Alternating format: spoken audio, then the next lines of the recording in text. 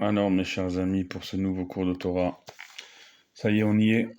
On est rentré ce soir dans ce qu'on appelle Erev Yom Kippour, la veille de Yom Kippour, la veille du jour Adir Bimei Shana, le jour le plus puissant de l'année, le jour où Itsumo Shel Yom Mechaper, la puissance intrinsèque de ce jour, pardonne déjà. Et c'est un jour unique, à tel point que ce soir, comme l'a rappelé ce soir le Rav qui a fait le Dvar Torah chez la famille Lombroso, Timesti, pour Leilou Nishmat, le papa de mon ami Chaim Lombroso. Ce soir, c'est la Haskara, veille de Kippour, et le Rav, il a rappelé que jusque dans la Gematria, la valeur numérique du nom du Satan, eh bien, elle est de 364. Pourquoi ? Parce que sciemment, Akadosh Baruch Hu, Dieu, il l'a voulu ainsi, pour lui dire: tu peux attaquer mes enfants, mon peuple d'Israël, toute l'année, les 364 jours de l'année, mais le 365e jour de cette année qui est Yom Kippour, demain soir et après-demain, tu ne pourras pas euh, euh, t'opposer à leur teshuva, à leur retour à moi. Et c'est ce qui est vérifié depuis la nuit des temps. Chaque année, le jour de Kippour, on voit affluer dans toutes les synagogues du monde entier tous les juifs. Même à la Neila, même à la dernière seconde de la Neila, à la dernière seconde de cette journée, tels qu'ils sont, ils viennent, ne serait-ce que écouter le dernier son du chauffard, mais tout le monde vient. Et il y aurait tellement de choses à vous dire pour nous préparer. Je me mets bien sûr avec vous dans cette préparation de ce jour tellement puissant, tellement grand. On n'a même pas idée en fait. C'est un cadeau, c'est 100% juif parce qu'il n'y a aucune autre religion, aucune autre croyance qui où en une seule journée, eh bien, on a la possibilité d'une seconde chance incroyable tous les ans et, et, et de manière quasi assurée. Et il faut mesurer cette chance que nous avons. Parce que voilà, là, je vous ai cité une askara du papa de mon ami Chaim Lombroso. Hier soir, j'étais à l'année de Roni Ganizat, ce soldat français tombé au Liban il y a 1 an maintenant, pile. Et on a appris également hier Shmuel Hamzalag, le frère de mon ami Raphaël Hamzalag, 35 ans. Shmuel Hamzalag qui nous a quittés également. Et on a appris également aujourd'hui la mère de mon ami Buchinger, qui a été immédiatement enterrée aujourd'hui au Har HaMenuchot, au cimetière à l'entrée de Jérusalem. Et on a appris le papa de Daniel Lévy, le président de la communauté de Maison Alfort, qui est pas le papa, le frère, le grand frère Norbert Lévy, le grand frère de Daniel Lévy, le président de la communauté de Maison Alfort. Son grand frère Norbert Lévy nous a quittés à Natania, Norbert Lévy, après Norbert Laloum, de la même communauté. Et on a appris aussi, aïe, ces derniers jours avant Kippour, combien de morts on a appris. J'ai peur d'oublier quelqu'un, mais j'ai appris, c'est quelque chose de, en fait, ça nous montre durement, parce que là on parle de personnes jeunes, moins jeunes, tous les âges sont concernés, et que quand on dit que tout le monde n'arrive pas à la nouvelle année, c'est un fait, et c'est pas que des personnes âgées, c'est des personnes jeunes, je vous dis, qui nous quittent avant Kippour, juste avant Kippour. Ils ont pas pu arriver à ce Kippour. Nous, je l'espère, avec l'aide de Dieu et son infinie miséricorde, son infinie bonté, il nous permettra d'arriver demain soir à ce Kippour en vie, en bonne santé.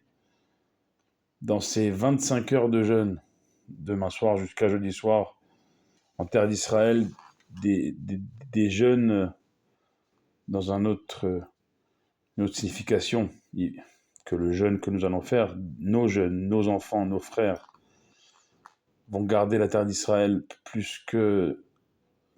encore plus, de manière plus étroitement surveillée que les autres jours de l'année, parce que forcément, on se souvient qu'il y a un peu plus de 50 ans, à Kippour, nos ennemis ont attendu ce jour si important pour nous faire une guerre, que le 7 octobre devait se faire un Kippour il y a presque 2 ans maintenant, mais qu'il a été repoussé à Simchat Torah, ici en Israël, Shmini Atzeret, en dehors d'Israël. On est à quelques jours également ici de commémorer douloureusement ces presque 2 années. Que là, ces temps-ci, on parle d'un ultimatum de Trump qui doit d'ailleurs prendre fin le jour de Kippour, jeudi, après-demain. C'est drôle de voir qu'à Rosh Hashanah, Macron il a choisi de reconnaître un pseudo-État fantôme, et qu'à Kippour, c'est l'inverse dans le bien, où Trump il dit clairement à nos ennemis, si à Kippour vous ne donnez pas de réponse, eh ben, eh ben ils vont rentrer dans votre Gaza City, et ils vont faire ce qu'ils auraient dû faire peut-être même depuis 2 ans. On n'aurait pas perdu 1000 soldats comme on a perdu, on n'aurait pas perdu des otages, les 48 restants seraient tous vivants, alors que on sait pertinemment malheureusement que la moitié ne sont plus en vie. Ça sert à rien de revenir dans le passé. Ce qu'il faut, c'est quelques heures de Kippour dans le monde entier. Nous ici en Israël, vous, ceux qui m'écoutent en dehors d'Israël, dans le monde entier. Demain soir, quand on va revêtir nos talites pour vous, messieurs, vos livres de prière pour vous, mesdames, qu'on va entamer la première prière de Kippour dans le monde entier. Peu importe les fuseaux horaires, on va tous commencer, en tout cas pour les Sfaradim, par Lecha Eli Teshukati. À toi, mon Dieu, et ma plainte, et ma complainte, et ma demande, et ma bakasha, ma demande, ma supplique, ma supplication, à toi, elle n'est qu'à toi, parce que ce jour on va tous être ensemble. C'est-à-dire que quand je vous jette les mots de Neila, tout le monde sait de quoi on parle. Pas besoin d'en faire une tonne. Quand on dit même le nom Kippour, on sait, tous les juifs du monde. Et c'est ce qui se passait à l'époque du temple. Les juifs venaient de partout au temple. Et comme ça, c'est marqué dans la Gemara de Yoma. On me dit le miracle qui se produisait dans le temple ce jour de Kippour. Peut-être qu'on va vivre ce Kippour dans le temple à une autre époque, demain soir, amen. Eh bien, le miracle qui se produit, c'est que dans la cour du temple, il y avait tout le peuple juif. Ils se tenaient debout de manière collée les uns aux autres, mais par contre, quand il fallait à certains moments de la prière de Kippour se prosterner, eh bien, il y avait de la place large pour chaque juif. C'est-à-dire que chacun, dans cette journée de Kippour, doit mesurer la chance qu'on a. Et cette chance, cette vérité, elle est insupportable. Insupportable pour ceux qui nous veulent du mal. Je lisais encore autre chose tellement aberrant que ça ne pourra pas se faire, et tant mieux, parce que comme Macron a attendu Rosh Hashanah pour reconnaître ce qu'il a reconnu, eh ben, les pseudo-humanitaires de la flottille là, qui était en route vers les rives gazaouis, ils ont freiné pour arriver le jour de Kippour à Gaza. C'est-à-dire que jusque notre jour le plus important de notre calendrier, ils vont nous, pour rester polis, nous embêter. Eh bien, l'ultimatum de Trump a fait foirer cette flottille. Tant mieux, il n'y aura pas d'arrivée le jour de Kippour, et nos soldats à Gaza n'auront pas dû travailler en plus à cause de ces pseudo-humanitaires. Ils ont été refoulés jusqu'en Turquie, je crois, où leurs pays européens d'origine les ont pris en charge, tant mieux. Enfin, c'est pour vous dire, dans ces 25 heures, je pense que demain soir, y aura personne qui aura ses écrans allumés. C'est le seul jour de l'année où on peut dire que vraiment, le peuple juif est quasi à l'unisson. Voilà, sans trop s'avancer, on peut dire que la majorité du peuple juif, d'année en année, a des degrés, des niveaux différents, qui pour ça a un sens pour tous les juifs du monde. Et, et on est dans un moment de bascule, ça fait déjà 2 ans que je vous en parle. La bascule, elle va se faire dans nos prières. Demain soir, on pensera à nos soldats qui garderont les frontières, la terre d'Israël, notre terre d'Israël, nos soldats, on pensera à eux. Parce que c'est grâce à eux qu'on pourra prier dans nos synagogues. Et que même vous, en dehors d'Israël, si vous pouvez prier dans vos synagogues et la tête haute et fier d'être juif là où vous vous trouvez, c'est parce qu'il y a des jeunes dans Tsahal à 4000 bornes de la France et à des milliers de bornes d'autres pays en diaspora qui se battent pour maintenir l'existence du seul État juif dans le monde.